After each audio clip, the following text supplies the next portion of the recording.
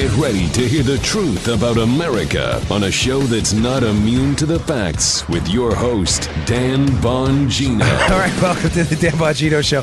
Sorry, folks.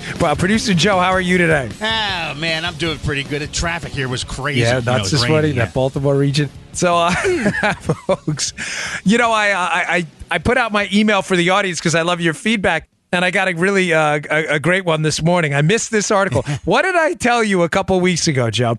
That after the midterms, regardless of what happens, there's going to be a cabinet shakeup like there is after every midterm for every presidential administration in modern American history. What did I say, Joe? The headlines are chaos.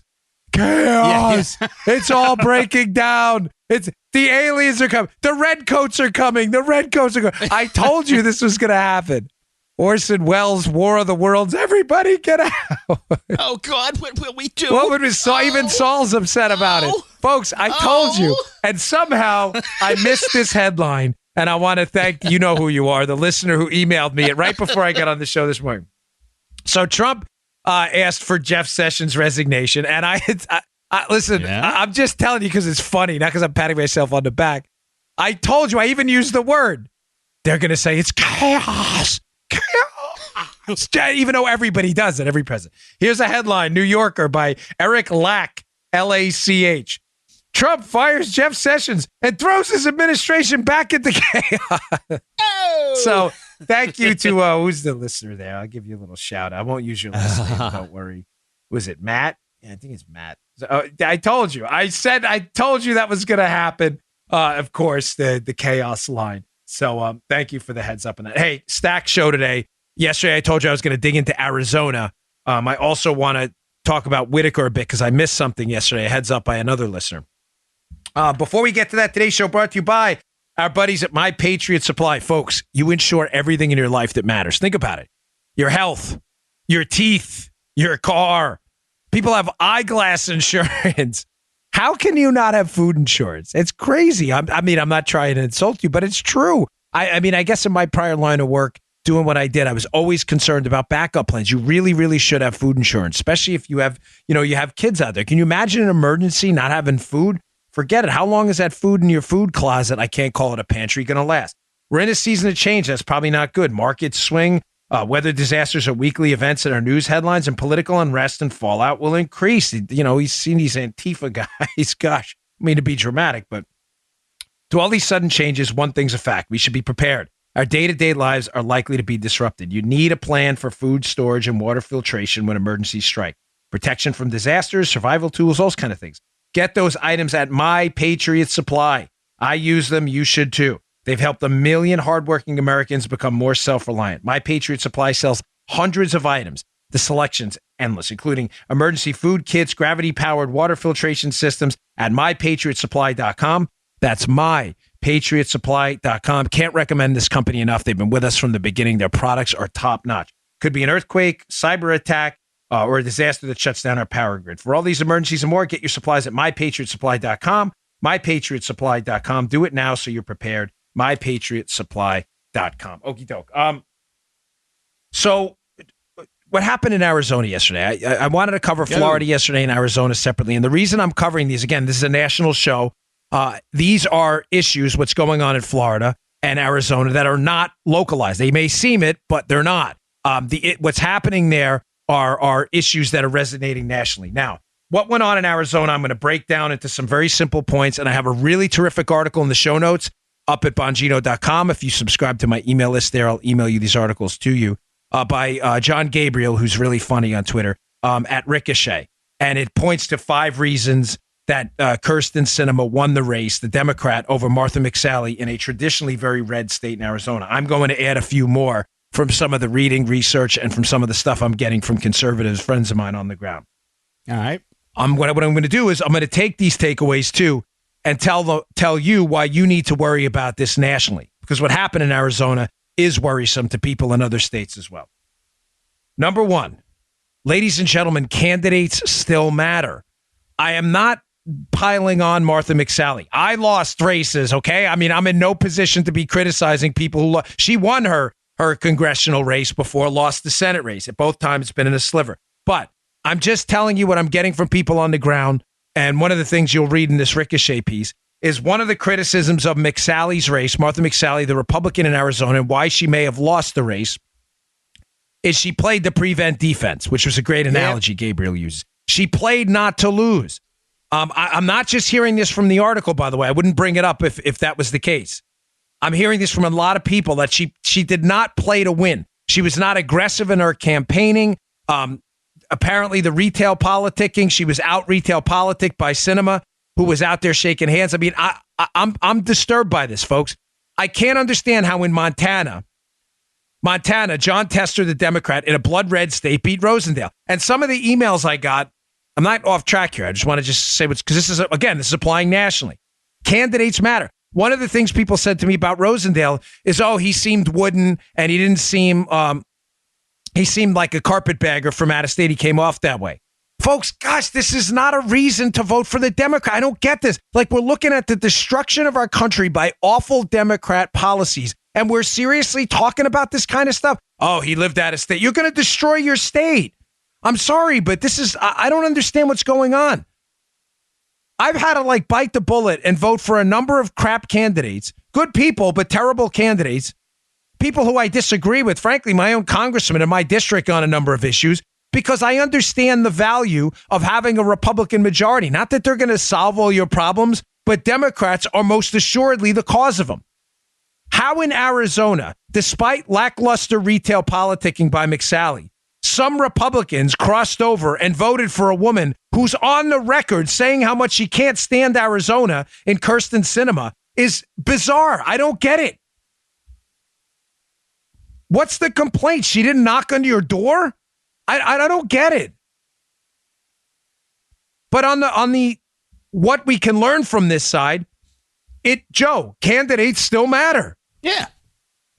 I said this in my race where I knocked on 7,000 doors myself and we almost pulled off an upset. You have to show up.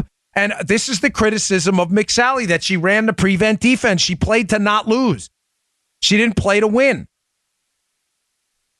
That's not good, folks. Number two, apparently they overdid it on the negative ads. Folks, listen to me. If there are political consultants out there, or if you are a candidate looking to run for office, I am begging you. I did not run a negative campaign ad in my race. Again, we almost won in a D+6 district, a heavily Democratic district where the candidates who ran before and after me lost by double digits. We did not run a negative ad at all. I don't care what consultants are telling you. Ladies and gentlemen, negative ads do not work when they are the bedrock of your campaign. They just don't. People get tired of them. I've seen it. These consultants, I don't know what their obsession with negative ads is, but apparently in the Arizona race, there was a deluge of negative Kirsten Sinema ads. People just don't like negative advertising. You have to offset it with a sense of optimism. Saying the other person sucks is not a message. I'm sorry. It's just not. And it makes me think of the Allen West race down here against Patrick Murphy in Congressional District 18, where I live now, where Patrick Murphy, the Democrat, in a huge upset, wound up winning by 1 point over Allen West. And one of the things people talked about after the race was the relentless negative advertising against Patrick Murphy, who had some kind of a arrest in his youth. Folks, they tried that against Beto in Texas, who had been arrested in a very suspicious incident involving a car and leaving the scene. Listen, folks, that's all bad stuff. But Joe, would you agree that people are just very forgiving and they just don't want to hear endlessly about what happened to a candidate when they were 18 years old? Listen, it's terrible. I'm not telling you it's a fair game. I'm just saying people just don't care. Joe, you and I have been in scraps. Yeah. Stuff happens. Yeah. People are very forgiving in the United States. They don't want to hear 600 ads about how Murphy was involved in this, I don't know what it was, DWI. I don't remember exactly. But it's endless. And in the Beto stuff about people just don't care. You know, that negative ads against Sinema. All right, great. I know she was in a pink tutu saying it was okay to fight with the Taliban or whatever. I get it. Let it speak for itself after a while. You have to define yourself. I'm saying this again, not because I want to talk about Arizona to a national audience, because number one, candidates matter. Takeaway number one, everywhere. We have 2020 coming up. Stop playing not to lose. Stop playing to just for the managed, the Republican Party, we're going to be the managed decliner. We got to keep government spending the way it is. We don't want to cut programs, God forbid. Play to win. Play to win like you have some freaking cojones. That seems to play to win. That seems to be a big mindset with the Republicans, playing to pathetic. not lose. You know what I mean? It's over and pathetic. over. Yeah. Oh, we can't run against Obamacare. People like it. People like it because they don't know what it is. It sucks. It's a disaster. Play to win. Have some cojones, man. Go down swinging on principles that matter to you. The Democrats do it all the time. Stop playing not to lose. Social Security. We can't cut that. Cut it. There's no money. How about explain to people how if you're 55 and older, you're okay, but 55 and younger, we're going to have to fix it, or your grandparents are going to be out in the street. How about explaining the economics of it? How about playing to win for once? Government spending. We're going bankrupt. It's out of control. I haven't even got to the debt ceiling. I want to get to that yesterday. Interest rates are going to go up. You're going to pay 15% on a mortgage if we don't fix this. Explain it. Have some guts. My gosh. Again, second, negative ed. All right, enough already. What do you stand for? I hated that in my campaign. I didn't run one of them. Not one. I didn't think so. I didn't remember one. No, I find it. I asked people, go to YouTube and find a negative ad. I ran against the link. It's not there. Everything was my low taxes, how we were going to figure this out, the Maryland economy. I just wasn't interested. This guy sucks. That guy. It's just, folks, I don't care what the consultants tell you. It is a loser strategy. Number 3 with the McSally race. And again, this kind of, they're not mutually exclusive of each other. This more goes in the line with number 1. As she played not to lose. She was just too chummy with the McCain, God rest the man's soul. I don't like speaking ill of the dead, but she was too chummy with the McCain faction. People want people who are going to fight for Republican principles, and it's clear, again, I'm not talking ill of dead, I'm just telling you what happened. McCain was not a conservative anymore. He sunk the Obamacare reforms and the Obamacare repeal. We had issues with him on immigration. He was just not a conservative anymore. According to John Gabriel's article, she was just too chummy with McCain. Maybe you folks on the ground have a better read of that. Again, this one I have not independently confirmed through my sources on the ground. This one I'm reading from the article, so I'm going to leave that where it is. 4th, the left is figuring it out in red states, folks. There are danger signs everywhere. How the hell did Beto finish within 2.6 points of Ted Cruz in Texas? How? Ted Cruz won by 16 points in the last election. The governor won by almost 20, Greg Abbott. Doug Ducey, the governor of Arizona, routed his opponent, meaning people split ticket voted. They had to. If the Republican at the top of the ballot running for governor wins by 20 and the Senate candidate Republican loses, or in Ted Cruz's case, only wins by 2.6, ladies and gentlemen, a lot of Republicans voted for the Republican governor and the Democrat senator. That's just simple math. Why? Because the left is figuring it out, folks. They are figuring out how to organize in red states, and it is big, big trouble. And they're doing it 2 ways. This is not in the piece. This is me kind of improving on separate stuff I'm hearing on the ground from activists. There are 2 things they're using. They are using education issues to stick the camel's nose under the tent in red states.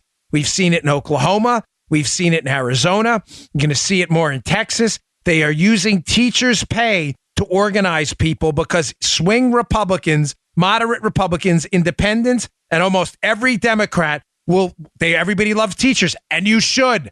Do not take I'm not knocking teachers. My life was changed by good teachers. I'm simply saying that because you support good teachers does not make you a Democrat. But the Democrats don't see it the same way. Joe, stop me if I'm not making sense. We're good. Yeah. In deep red states, they are organizing voters to come out, and they are painting the Republican Party as the enemies of education, and they are using teacher pay as the issue. You saw it in Oklahoma where there was big rallies for increased teacher pay. And what are they doing? They're bringing out Democrat voters, but most importantly, they're demonizing Republican voters. Like, you guys hate teachers. You don't want teachers to make money. BS. We're all for school choice and education. We just want good teachers to be paid good money and bad teachers to be fired. You're full of crap. Democrats, well, not all Democrats, but liberals, want every teacher to be paid like Warren Buffett, despite their ability to teach your kids or not. That's not fair.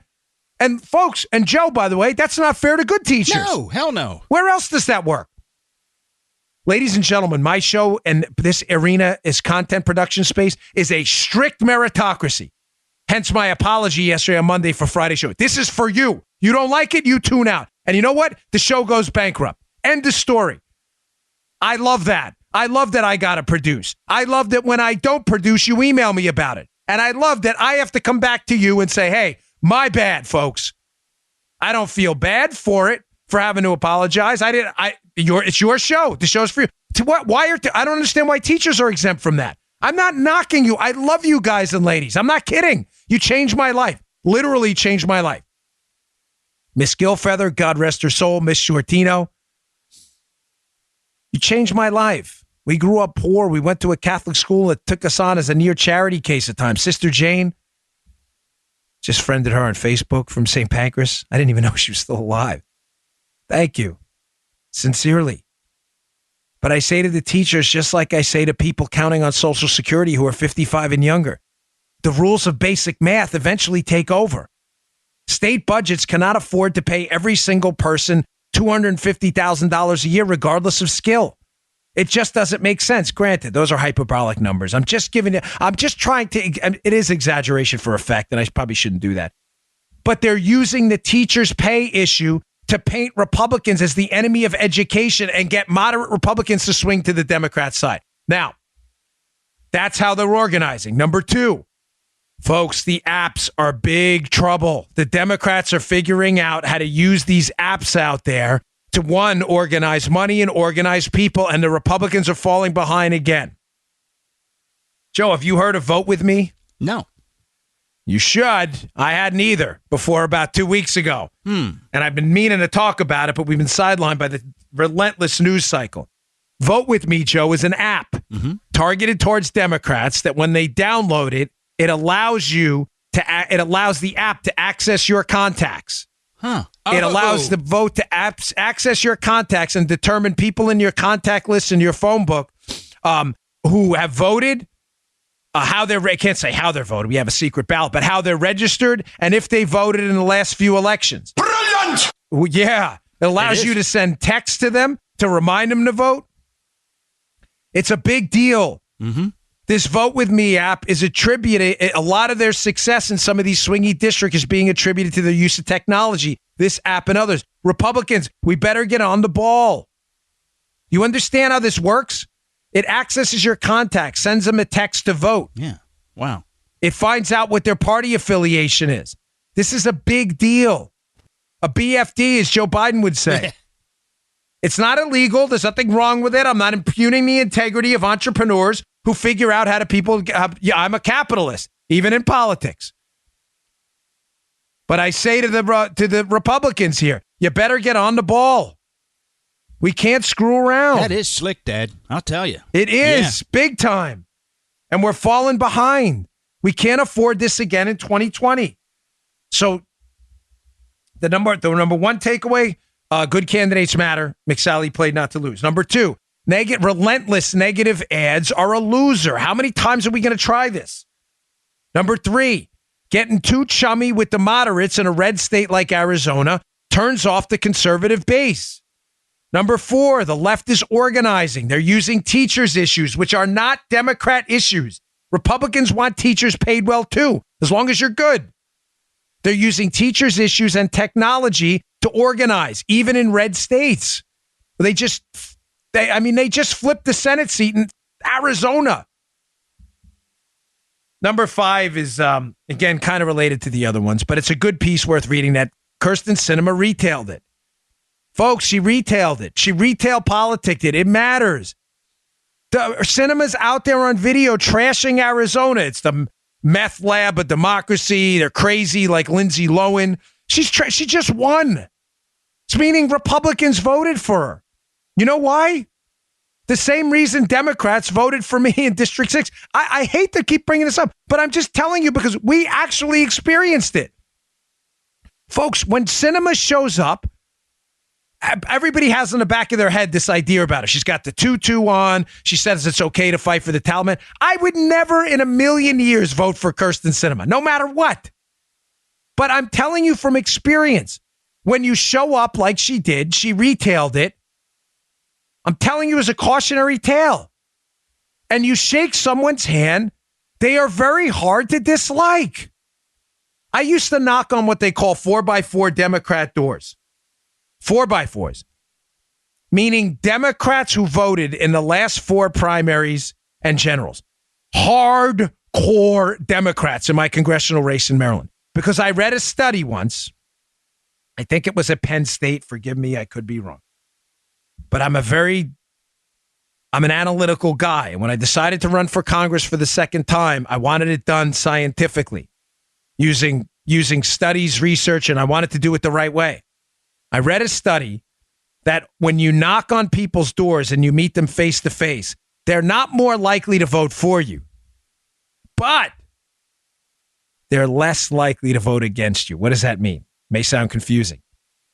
It means when you knock on a 4x4 Democrat door and you have a good conversation with them, they're not going to vote for you as a Republican, but they darn well may bypass your race and not vote for the Democrat either, especially if the Democrat's unimpressive.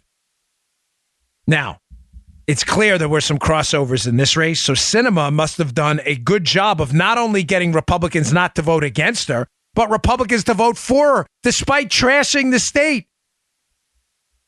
Folks, we got to show up. The retail politics matter. There is no time to sit down. We're still talking about 2018, the hot wash stuff, but 2020 started. There's no breaks. There's no time off. Retail politics matters.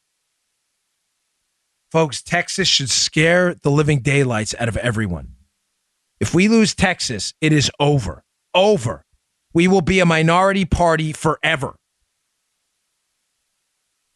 Okay, something else that happened on the very suspicious side in Arizona, by the way, because I'm not suggesting to you that all of this was, Sinema was so wonderful. She was not. I believe she was her issues and her comments on Arizona were atrocious, but she managed to retail it out. She had a little help, Joe. I have an article from the Washington Free Beacon up at the show notes today. Another thing for you to pay attention to, because we got more elections coming up when it comes to suspicious electoral activity. Joe, they opened up, quote, emergency voting centers in Arizona. Now, the Arizona law says that the early voting is to stop the Friday before Election Day. Election Day is on Tuesday. The Friday before, wrap it up. Wrap it up. That's the law. Well, the Tolleson County mayor, who had endorsed Sinema, Tolleson, not county, Tolleson mayor, it's not the county, asked for some Maricopa County in Democrat areas, emergency voting centers, which were open Saturday and Monday. Now, state law says that those emergency, the early voting is supposed to wrap up on Friday. Joe, is Saturday after Friday? Take a minute to think. Is it after or before? When you do your Sunday, Monday, Tuesday, Wednesday, Thursday, Friday, Saturday, remember that song? Who sang that? Do you remember? After Friday. It is. It's after. Yes. All you got to do is remember the song I just sang for you. My awful voice. That was a tune back in the 80s. The worst song ever. I don't even remember who sang that. We'll get emails too, of course. But Saturday's after Friday. Yeah. Now, they said it was an emergency. But what's convenient is these emergency voting centers, air quotes emergency, Joe, on Saturday and Monday after Friday, against state law, were open in Democrat areas. Well, now. Look at the map in the piece. It's clear as day, the deepest blue parts of Arizona in the cities and around them is where they opened up these emergency voting centers. Again, I'm getting tired of this stuff, but this is the kind of stuff Republican elected officials have to be on top of. If you want to make access to the ballot an issue through emergency voting centers, fine, Joe. Open them up everywhere. You bet. In the Republican areas, too. Why are you opening up emergency voting center? What's the emergency? Winning an election? Right? The emergency, we need to get out more votes. As Ben emailed me yesterday, one of my regular emailers. He had a funny line. He said, So let me get this straight. Republicans get to vote up to and including Election Day, and Democrats get to vote until the Democrat wins. That's a great plan. That's a great, right? Is, yeah. Is Democrat voting over yet, folks? Seriously, is it over? Dems, are we still voting? Did I miss something? Democrat voting goes on till when exactly? 2020?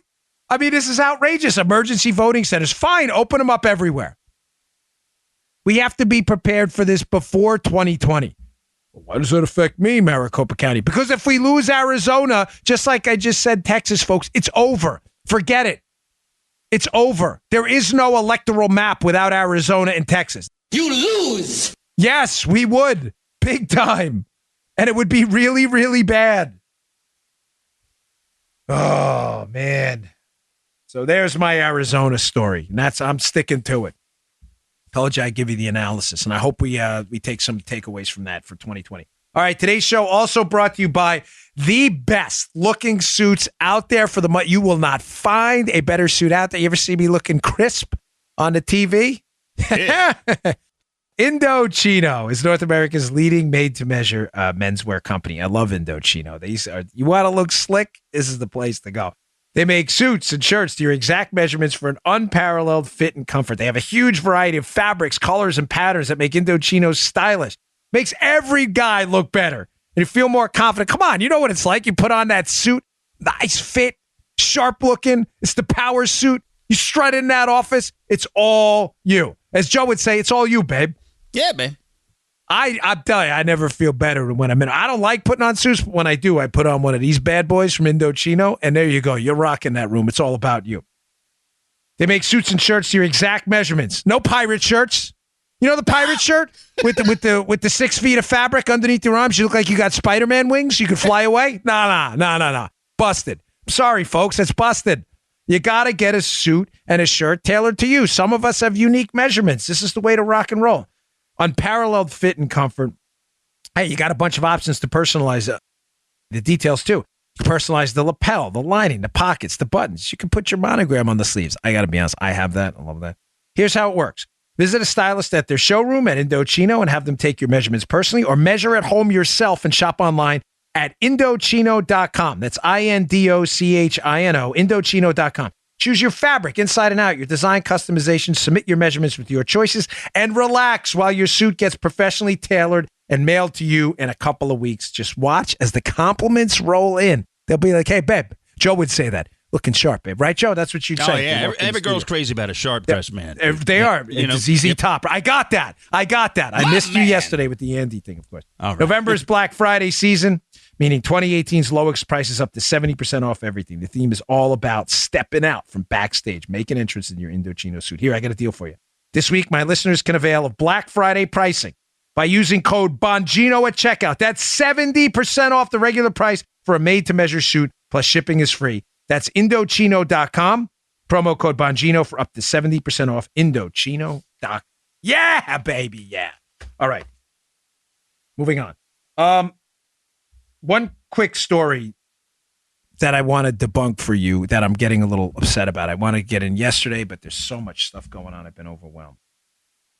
There's another media fake news story making its way around about Trump and a stop he was supposed to make in France to an American war cemetery 55 miles out of Paris. The story, the media narrative, Joseph, goes like this. You probably heard this story. If not, I'll remind you.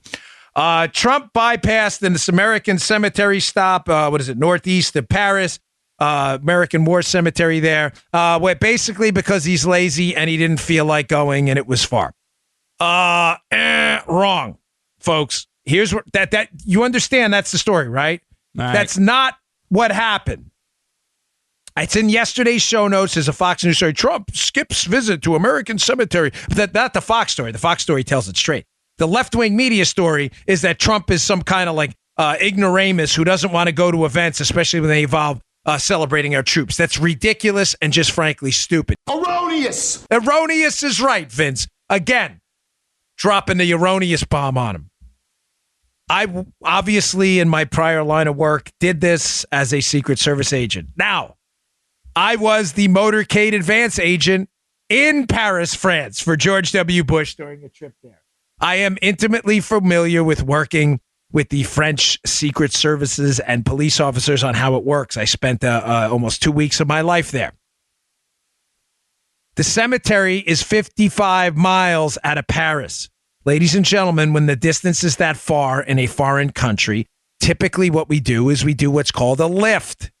A lift, I'm not disclosing any classified information. This is pretty common sense stuff you can read in any newspaper report of a presidential itinerary. We will take the president typically from a hotel to an LZ, a landing zone. We will then have HMX, the Marine One bird, sitting there waiting. President will board the helo. We'll go to another LZ where there'll be a separate set of cars and they'll take him to the event. Now, why would we do that? Now, if you're in the media, you wouldn't know this because, they'll pretend they know it because they think they know everything. They try to do economics, healthcare, and security, even though they can't even do journalism. We do it for a couple reasons. Number one, time. It just doesn't make sense to spend almost 2 hours in a car if you can spend 15 minutes in a helo, right? But secondly, folks, we do it to not snarl up traffic in major American cities and cities overseas. Now, Joe, it's not a trick question. I'm going to ask you just a simple question. Yeah. If you're the president of the United States, right, and your goal is to get reelected at all times. Yeah. It's not a trick. Why would you not want to snarl up traffic everywhere you go? I'd say probably because when that happens, people get pissed off. Yes, I love this guy. Yes, that was not a trick question. No. Because it pisses people off. Yeah. It's not just the logistics, folks. I did this. Yes, he could have drove. Possibly. You don't do it. For security reasons, number one, it requires a tremendous amount of assets. And number two, it just pisses people off. They hate it. Yeah. I'll never forget a motorcade I did in Pennsylvania where, was it Obama or Bush? Gosh, I can't even remember. I'm sorry. But they were running. It was definitely Bush. He was running about 20 minutes late. So what happens when you're 20 minutes late? And it was it was the longest motorcade I ever did. It was 22 miles. We really, really, really wanted to do the lift. But for some logistics reasons, we had to do the motorcade. It was a long, long motorcade, right? We had to snarl up traffic for 20 minutes. Remember, you have to close traffic down about maybe 10 minutes before the president leaves. You don't just close traffic as he gets on the highway. You got to block off the ramps. Can you imagine doing that for 55 miles in France? Oh. The answer is no, you can't. Ladies and gentlemen, every one of those entrance ramps has to be covered. Do you have any idea how many French police officers and security services, gendarme, or whatever it may be, you have any idea how many assets it would have taken to motorcade the president there? Now, I'm sorry, I missed this one. Why didn't they lift him? I didn't even tell you that. They didn't lift him on the helos because the weather was awful and it was dangerous. It happens all the time. But ladies and gentlemen, it was entirely impractical from a security perspective and from snarling up all of France's perspective to motorcade President Trump 55 miles. Cut the crap with the fake news. It wasn't President Trump. Oh, he doesn't respect the troops. You're just making it up. I did this. Don't tell me what happens. I'll give you one more quick story. The Pennsylvania thing. What was the story in the newspaper the next day? Because Bush was 20 minutes late. We had to close down the highway 10 minutes before his expected departure. He didn't leave till 20 minutes later. We had the Pennsylvania highway shut down for almost 45 minutes. Joe, the next day in the paper, they were fuming. Yeah. Fuming. That is not the goal of a politician trying to get votes. Let me upset everybody in a swing state like Pennsylvania. Not good. You don't want to do it overseas either. This is a fake news story. So bottom line, the helos couldn't lift them because of bad weather. The motorcade was impractical from an assets perspective, security-wise. And from a political perspective, you don't shut down the country. And I don't mean political in a snarky way. I mean it in a practical way. You're there in a foreign country as a guest, even though you're the president. You don't snarl up the whole country. Then here's their comeback. Well, other foreign leaders did it. Ladies and gentlemen, they don't do it like the Secret Service. I'm not crapping on them. They're great people. They're patriots. A lot of these security services do a great job for their foreign leaders. They're not the U.S. Secret Service. We don't mess around. We take unusual amounts of assets to do our thing because we don't take chances. There's a big, big difference between our footprint and Hungary's prime minister. I'm sorry, I'm not knocking him. I'm just telling you, I've been there. I've done these international events where all these countries come in, and they don't do it like we do it. This is fake news. One quick note on this. When I was in Afghanistan with President Obama, we were supposed to do a lift. We were supposed to do a lift to the embassy in Kabul from Bagram. It's a lift. It's about a 15-minute flight. There was a sandstorm. We had to cancel. Ladies and gentlemen, it was a big deal. The embassy was excited, really excited. We had the whole event was planned. Matter of fact, it screwed up things so bad, we had to cancel the lift altogether. That the Secret Service agent who was doing the advance at the embassy had to tell everyone, I'm sorry, he's not coming. They were devastated. I'm sure the people who were there remember it at the time. Email me if you were there. We had to cancel. What was the problem, Joe? All the Secret Service personnel and staff had to fly back on the support plane, which is the backup Air Force One. There's always two. Always. 2 of everything. 2 limos, 2 Air Force Ones, always. They had to fly back on the support plane. Well, what's the problem? How is the Secret Service agent in Afghanistan getting back? He was coming back on the helo that never went to Kabul because we had to cancel. So we were like, how are we going to we can't leave him in Afghanistan. So we had to have him driven back. And he was like 20 minutes late. And it was a big problem because we had to light up the runway in Afghanistan on Bagram after Air Force One took off. They took off in the dark.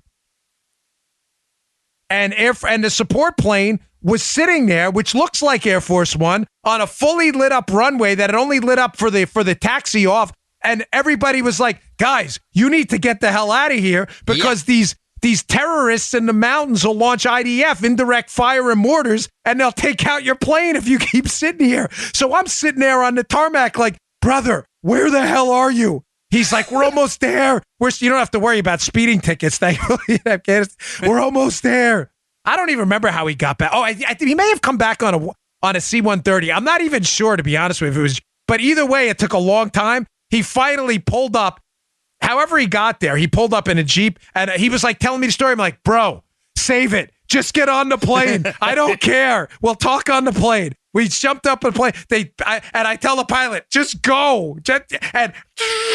We were out of there, and I was like, thank God. Bottom line, this stuff happens in the Secret Service, the real world. And these I just want to say it so bad, these rhymes with hits in the media who don't know even basic stuff about security. Oh, Trump crapped all over the troops. You don't know squat. Shut your pie hole. Sound like a bunch of idiots. I don't know how newsrooms. Actually, I do. I actually do commentary. Unlike I could probably comment on it. Stop commenting on stuff you don't know nothing about. You have zero expertise in this at all. That's not what happened.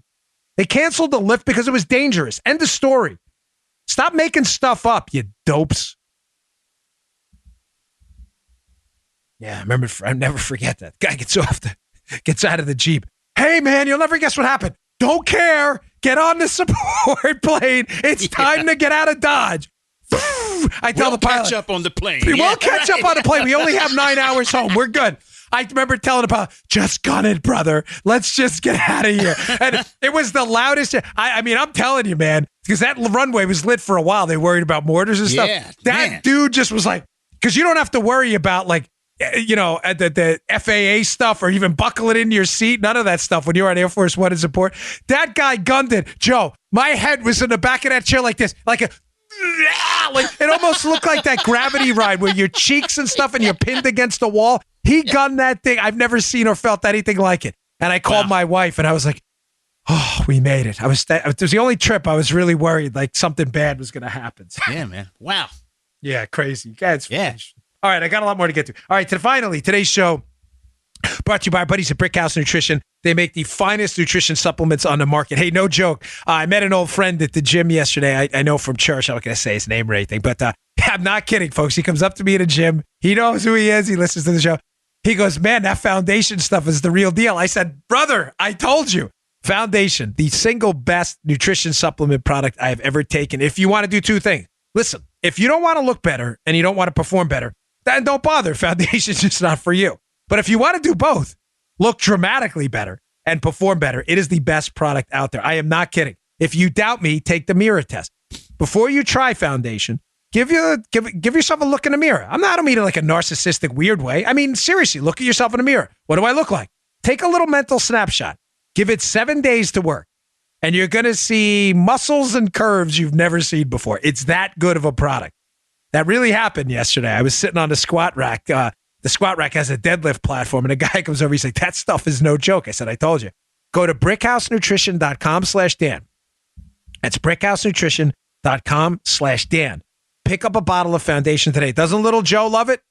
Yeah, man. Yeah, yeah. He's and looking little good Joe's, too, man. he's not little anymore. I call him Little Joe because when I met him, he was a string bean. He ain't little anymore. I could call him Big Joe now. Reminds me of my brother, who was a string bean for a while too, till he started lifting. He's now Big Joe. Foundation is no joke. I would not mention Joe's son otherwise. I'm serious. It's that good. Go check it out. brickhousenutrition.com/Dan. Pick up a bottle of Foundation today. Send me your email reviews. It's that good.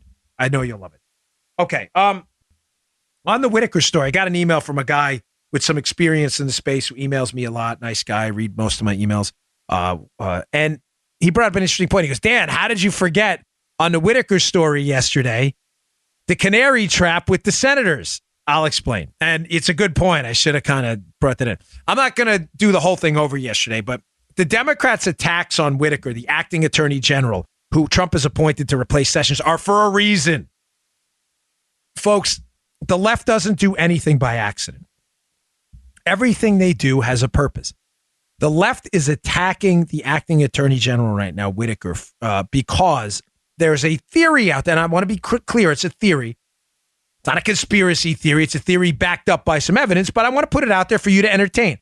There's a theory out there that the conservative treehouse guys put out that's interesting, that Whitaker, who was Jeff Sessions' chief of staff while he was at the DOJ, may have been the one leaving an investigative bread trail behind on a massive leak operation in the United States government that the Department of Justice is closing in on shutting down. And he pointed to three things. The curiously timed release of the Mark Warner Waldman text, where Mark Warner, a Democrat senator on the Intel Committee that's been investigating the air quotes collusion nonsense, says on March 17th, hey, I'm going in the SCIF to review some documents. Then we have the arrest of the Senate committee staffer working with Mark Warner for lying to the FBI about what? About leaks. And then we have the curiously timed release of the FISA application where every single thing is blacked out except for one date. March 17th, the same date Warner goes in the SCIF to say he's reviewing documents. And curiously, the same date that Wolf, the staffer, right around that time, I should say, where he starts texting his girlfriend and a reporter. The 82 texts, and conveniently, there's 82 pages in the FISA application, the first one. Now, that's what the 82 is important, because if James Wolfe had the full FISA application without the redactions and it was 82 pages, the 82 texts make sense. They would be screenshots if that's the case. Screenshots to his girlfriend. Why would you screenshot a fully redacted page? You wouldn't. Meaning he probably, if that's the case, texted her the full FISA application, if that's what that is. But remember, Wolf's prosecution, I'll tie this up for you in a second. During Wolf's investigation and prosecution, Wolf's lawyer, who he's the staffer now, working with the Senate Intel Committee on this collusion case, who at some point may have taken possession of this full FISA application, which lays out the whole scheme to take down Trump, right? At one point, his lawyer, Joe, Wolf's lawyer, threatens to subpoena who? The senators on the committee. Folks, why does this matter? It matters because Wolf was not arrested and prosecuted for leaking information. He was arrested and prosecuted for lying to the FBI about leaking information. Do you understand the difference? He was not arrested for the leaks. Right. He was arrested for lying about the leaks. Why would his attorney, Wolf, the staffer, in his defense, say, hey, we're going to subpoena the U.S. senators on the committee in his defense. In other words, he's not lying. That's the lawyer talking. Meaning what, Joe? If he's subpoenaing the senators, did the senators order him or suggest to him that he leaked the information and that's his defense? Folks, are you tracking me? Oh, yeah. I did not bring this up yesterday. I'm sorry. I got so lost in the is Whitaker the cleaner, which was the Treehouse's line of attack on that. In other words, was he the one leaving the breadcrumbs on this canary trap where the leakers have all been exposed and the senators may be the leakers? You're right. How did I not bring that up? The leakers may have been the senators telling Wolf, the staffer, hey, go leak this to the press. Therefore, Wolf's defense is going to be, I didn't lie to the FBI. I thought I was authorized to leak it. I was told by the senators. Does that make sense, Joe? Thanks, Chewy. Even Chewy gets it. Folks, please track me here. Whitaker may very well be the guy who was involved in leaving all these clues out there. The FISA application, the date on the FISA application, the texts about the date they reviewed the FISA application, the Wolf prosecution, and the texts where they, in the indictment, they release all this information or the prosecuting documents they don't need to release. It's a simple lying to the FBI charge. Right. Just say what he lied about, but that's not what they do. They lay out this whole elaborate case and then they don't charge him with leaking. Folks, this is really, really curious what's going on right now. I think the coming days, we may see some Mueller stuff, some indictments. There's a rumor there's going to be indictment of Jerome Corsi and Roger Stone for some contacts with WikiLeaks and some alleged lies to the FBI about it. We'll see what happens. I'll be honest, but expect a lot of breaking news. Don't think for a second this case is over. They are attacking Whitaker full force because I think Whitaker, to sum this up, is read in fully on the fact that some United States senators on the Republican and Democrat side may be knee-deep in a major league leak scandal where they leaked sensitive FISA documents to people in the media or, Joe, ordered someone else to do it. And that someone else may, in fact, be Wolf. And that would explain why Wolf's attorneys are like, no, we didn't lie about it. Matter of fact, we're going to subpoena the senators. Why would they do that? Why would you do that? Because maybe he was ordered to do it. So good call on that. I'm sorry I missed it yesterday. Couple of other stories I wanted to get to.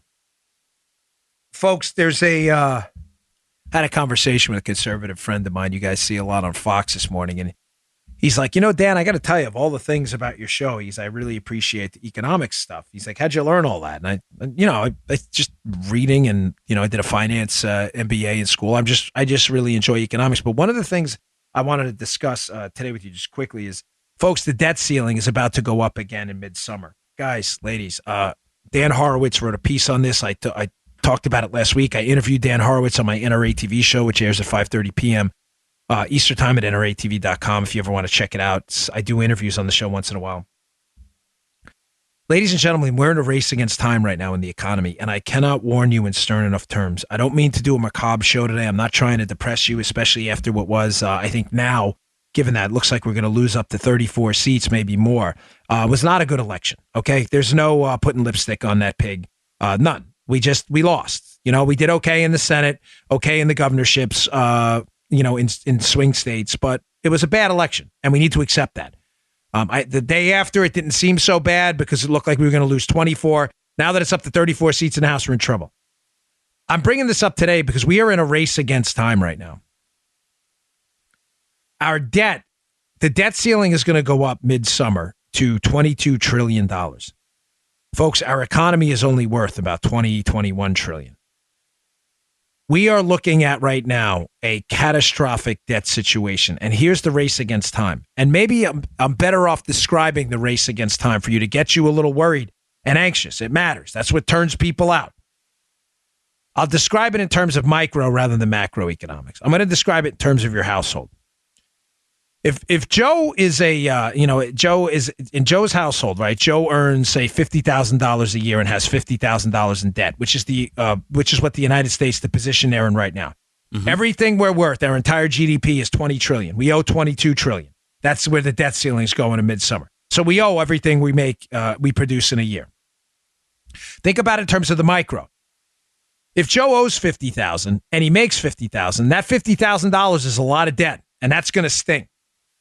It wouldn't be so bad if Joe's income grows faster than interest rates. Right. Because if Joe's income grows 10% a year and interest rates on that outstanding debt, because we have to pay interest on that debt. Folks, so does Joe. If Joe owes $50,000 to a credit card company and the credit card interest rate is 5%, but Joe's income is growing at 10%, the economy, even though it has a lot of debt, Joe's personal economy is not in catastrophic shape. Does that make sense? Yeah, Joe, you're tracking pretty simple math. I'm not trying to be condescending. It's just you have to understand this because when we get into the macro, it gets confusing. If Joe's economy grows at 10 and the debt grows at 5, we're fine. What's making the situation in the United States catastrophic is the debt is not at 50. It's going up every year dramatically. In some cases estimates by $1 trillion a year. So now Joe doesn't only make 50 and have 50 in debt. Joe may make 51 next year, but the debt is 52. So now we have a math problem because even if Joe's income goes up by 7% and the interest rate on the debt goes up by 6%, the debt keeps going up, not just because of the interest rate, because he's taking more debt out. Every year he's spending more than he earns. Folks, we are in a catastrophic race against time right now, and I wish Republican lawmakers would get their heads out of their butts and finally take a stand. Let me circle back to point one and what happened in Arizona. We are playing it too safe. Sooner or later, the combined effect of the interest on the debt as interest rates go up, which they are going to do. Why do interest rates go up as debt goes up? Think about it very simply, whether in Joe's case or the country's case. Because in order for people to lend Joe more money as he takes on more debt, Joe is a bigger risk. So they're going to want higher interest rates and returns to compensate. They'll maybe lend Joe money at 50, at $50,000 in debt. But when Joe owes 70 in debt, they're going to be like, Joe, this is too much. I need 10%. The same thing's happening to the United States. Interest rates are going to have to go up as our debt goes up because the country is going to become a bigger risk. If interest rates and the debt continue to go up, ladies and gentlemen, we are going to have to grow at staggering rates to make ourselves grow out of this bankruptcy apocalypse. Now, there are two ways to do this. Thankfully, there are two forks in this road. I shouldn't say forks, they're parallel paths. We can cut government spending dramatically, which is what we should be doing, and have a full court press on entitlement reform. If we do that while simultaneously cutting taxes and juicing the economy for 4% and 5% growth like Trump's been doing, ladies and gentlemen, the debt will become entirely manageable and we will be on a glide path into the future for prosperity you've never seen before. The problem is we're only focusing on one fork.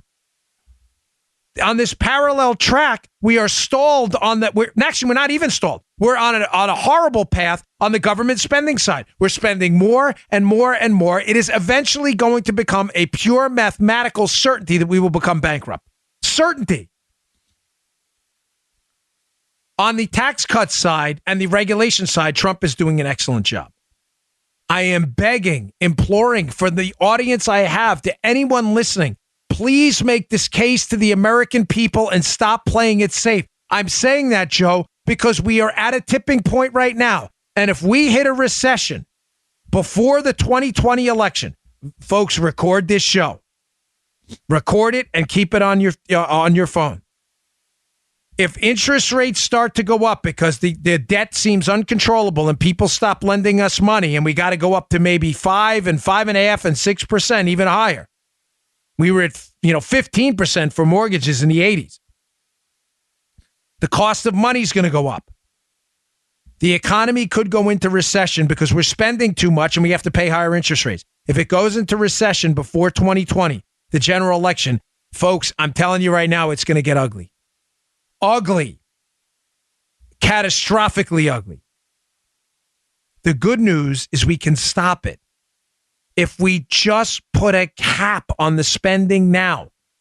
I'd love spending cuts, but if we simply said no more, we have too much debt, we are not growing it, we are not growing our budget anymore. If we just put a cap on it, Trump is growing the economy so much through the tax cuts and deregulation. that we have the chance to grow our income, our national income, just like Joe's income, at a high enough rate that the debt will become manageable and not the problem it is now.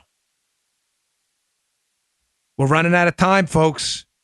I can't say this enough. Dan Horowitz wrote a piece, it's in last week's show notes somewhere, at Conservative Review about exactly this problem. This will not continue forever if we continue to stick our heads in the sand. We have got to get a lid on government spending. And I bring it up because the debt ceiling's coming up again, and they're going to bump it again, and nobody thinks anything about it anymore. They just think this is going to go on forever. It will not. All right. One last story here. Folks in California. Listen, I love you guys and ladies out there. I really feel bad. I've traveled out there a lot. You have the fires going on now, which are just, I brought it up yesterday. I lived through a house fire. It is the Camp Fire is now the deadliest in state history. God bless you. I hate to even talk about a political story. It's not related to the fire, but I wanted to bring that up first. And please listen to the ending of yesterday's show. I've been through it is the most devastating thing. You don't even know what you lost. Because years later, you go back and go, oh, my gosh, where were my Doc Marten boots from? Oh, they burned too. It's the worst thing ever. It really is. It's horrible. But California, folks, I don't know if you read this story, just elected a supermajority into the Senate. They have 40 senators and 80 representatives in the California House. They finally got to 28, meaning they have a supermajority now, Joe. California, I'm just telling you I know you listen to my show. I get some of your nasty emails. California liberals, you now own the state completely, entirely. The state level politics. There are obviously pockets of republicanism left. You own state level politics. You now have a supermajority in both houses. You have the governorship, the lieutenant governorship, the attorney general. You have everything. There's nobody left to blame. I'm saying this, folks, because if you're in California and you're moving out of California because you think the taxes are too high, the living conditions are poor, or you're not happy with the job market, you don't like the income inequality, you now have nobody left to blame but yourself. There is zero ability for the Republican Party statewide in California to stop anything anymore. Anything except do ballot initiatives.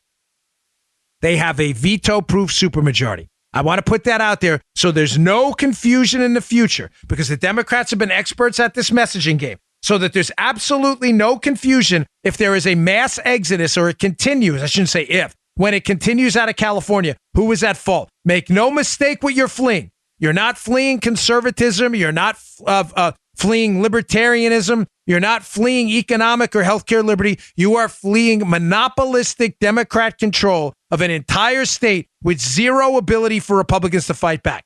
That's what you voted in. I just read this story today about the supermajority. It appears some races were called. You now own it.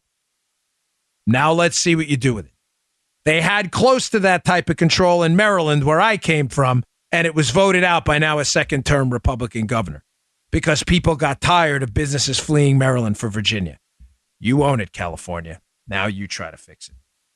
All right, folks, thanks again for tuning in. I really appreciate you listening to the show. Again, I hope you listened to yesterday's show. The show is for you, and I'm very sensitive to your feedback. It means a lot to me. You've invested a lot of time in me. I just have a couple of asks, if you wouldn't mind. Please subscribe to the show. Please. It means a lot to us. It helps us move up the charts. It is absolutely free. You can subscribe at iTunes, SoundCloud, iHeartRadio, Spotify. There are tons of different ways you can listen on my website at Bongino.com. And if you wouldn't mind sharing our content, we would really appreciate it. Again, the subscriptions are free, but that's what moves us up the iTunes charts, and it helps people find us. We've been in the top charts forever now. Thanks to you and your subscriptions. It helps other people find the show. It means a lot to us. Thank you very much. I'll see you all tomorrow. You just heard The Dan Bongino Show. Get more of Dan online anytime at conservativereview.com. You can also get Dan's podcasts on iTunes or SoundCloud. And follow Dan on Twitter 24/7 at DBongino.